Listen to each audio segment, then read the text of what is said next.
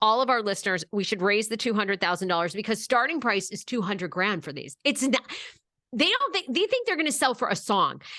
According to the auction house, these were only appraised, by the way, these diamonds. Because I don't know if people know this, but when you go to get engaged and you start diamond ring shopping, you know, diamonds are everywhere now. So they're really not worth shit unless you have this like ultra, like uber clear X amount of carats. Like it has to be so high end, or like Elizabeth Taylor owned it to be anything. So, you know, EJ has said forever that these diamond rings, and by the way, there's 6 carats each diamond. So 12 carats total. She said they're worth like 1.4 million. According to the auction house, they've only been appraised for between $400,000 and $550,000. So they're saying these could go for a song. The bidding price starts at $200,000.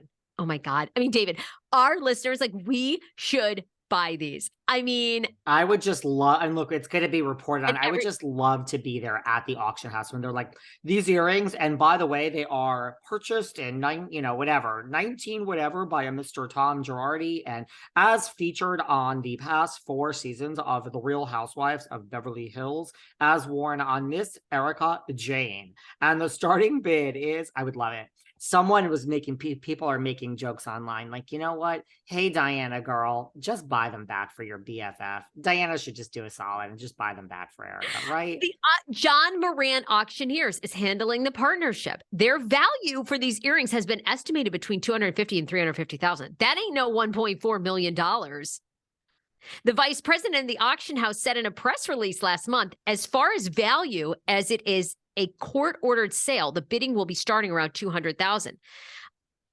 Don't you think that means they're not worth $1.4 million? I think that means that. I don't have the time, but if any listener out there is so inclined and wants to reach out to this auction house and put them in touch with me or Sarah, and we could have them on for a hot minute. I don't have the time to add it to my list, send it to my team, because but if anyone wants to hear from these people and you want us to have them on, if you want to do all the legwork, why not? Isn't it interesting? I mean, people are trolling the fact they're not. I'm sorry. I'm just wanting to remind the audience and my own damn self. You know, all this shit is inflated. All of it is inflated. She has been saying they're worth 1.4 million. They literally were appraised for between 250 and 350,000. Okay, an auction house, which is a lot.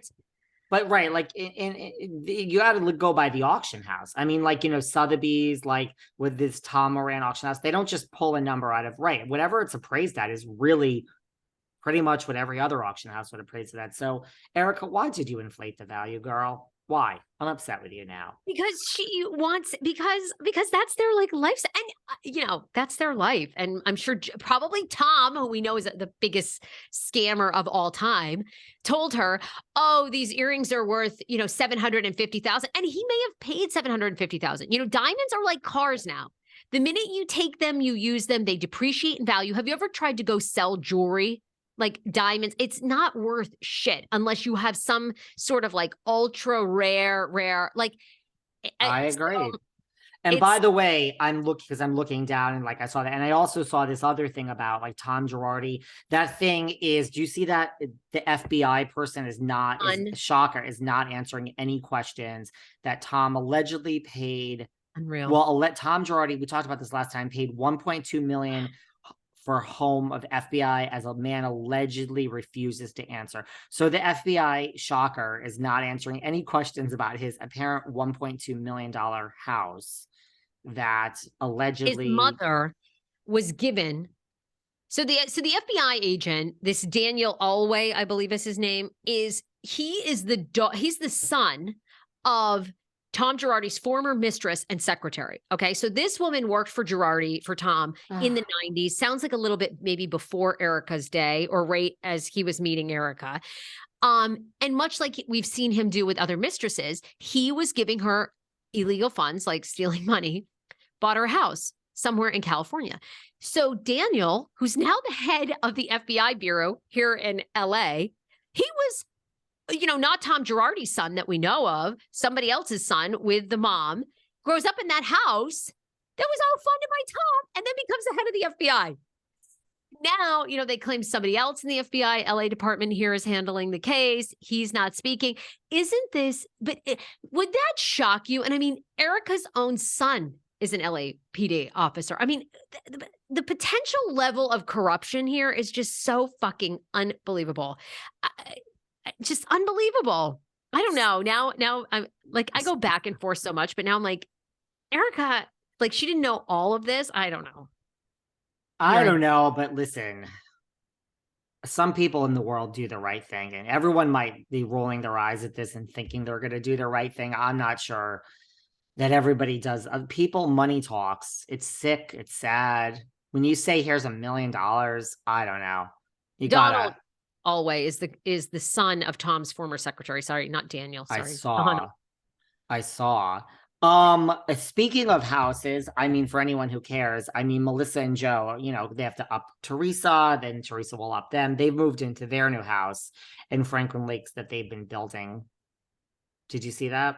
Yeah, I thought it was beautiful. People were like, no, I think it's, but do we have any inside? I didn't see any inside pictures. I mean, I didn't really delve, but the outside I did think it looked nice, so.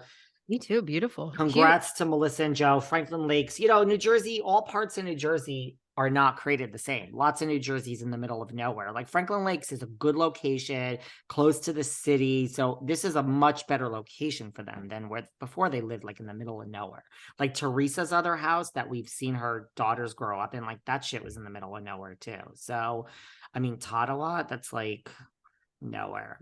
No offense to anyone that lives in Tottawa. Even though it sounds offensive. So Melissa has a new house. There's that. Teresa got some flack. She uploaded an unfiltered picture of herself. People like now she took it down. People screenshotted it. They're telling Teresa to stop the shit. Teresa says she'll never speak to. I always feel like I'm just rushing through New Jersey because I spend so much time with Kim D on. Oh, okay. Patreon. You guys like break it down. No. Listen, let's talk about Jersey, girl. Not everyone listening to this is on my Patreon. Kim told a crazy story about Danielle Staub this past weekend, about her pulling down her pants and showing I don't know. Kim has real stories from her war days on Jersey. But, Teresa says she'll never speak to them again. And I kind of believe it. I don't think this is Kathy and Kyle. I think Teresa and Melissa and Joe are really done. I really do. I mean, it sounds like it. I think you already mentioned this, but Gia and, oh my God. Unfollowed Melissa and Joe. Look, I mean, it sounds like they've kept up the charade that they've all been speaking for many years when in fact they don't. And so I guess that was a bit of a shock to me. It's not to insiders like Kim D. Kim D's known this for a long time. You've known this for a long time. But as a follower, and obviously I don't know anyone aside from you really in the Jersey area, they haven't been friends or connected for a very long time.